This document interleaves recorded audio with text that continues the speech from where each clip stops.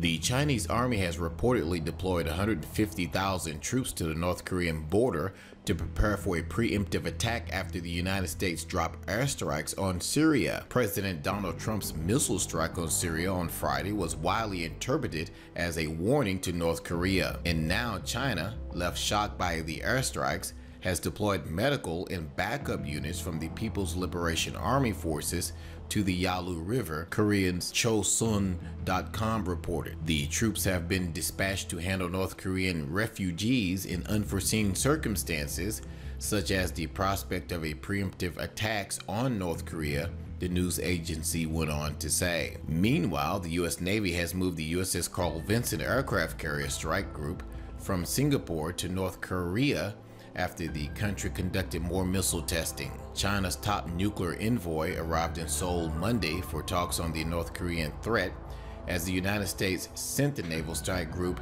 to the region and signaled it may act to shut down Pyongyang's weapons program. Speculation of an imminent nuclear test is brewing as the North marks major anniversaries, including the 105th birthday of its founding leader on Saturday. Sometimes this is celebrated with a demonstration of military might. Now, China's special representative for Korean Peninsula Affairs met with his South Korean counterpart on Monday to discuss the nuclear issue. The talks come shortly after Trump hosted the Chinese leader for a summit at which he pressed Pyongyang's key ally to do more to curb the North's nuclear ambitions. Quote, "We are prepared to chart our own course if this is something China is just unable to coordinate with the U.S.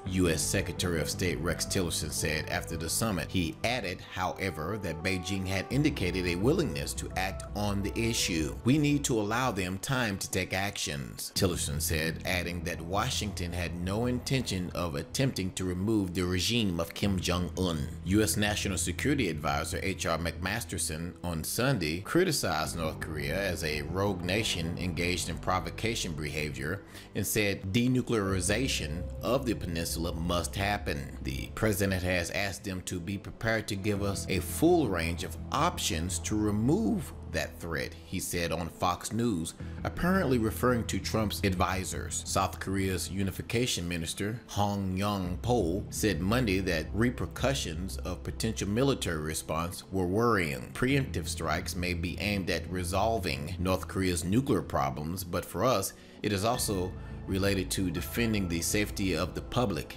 he told reporters. While a U.S. unilateral strike on North Korea from a shorter range might be more effective, it would likely endanger many civilians in the South and risk triggering a broader military conflict, experts warn. The U.S. has always had all the options on the table, from a provocative strike to preemptive strike to negotiations, said James Kim, an analyst of Seoul-based Asian Institute for Policy Studies. If it is a preventive strike or a precision strike, there is danger that this could expand into a broader regional conflict involving China or Japan. The upside is that the United States may be able to denuclearize the North by force, but it will come at a huge cost to the region and to the United States, he told AFP news agency. What do you think? Is it wise for the United States to attack North Korea?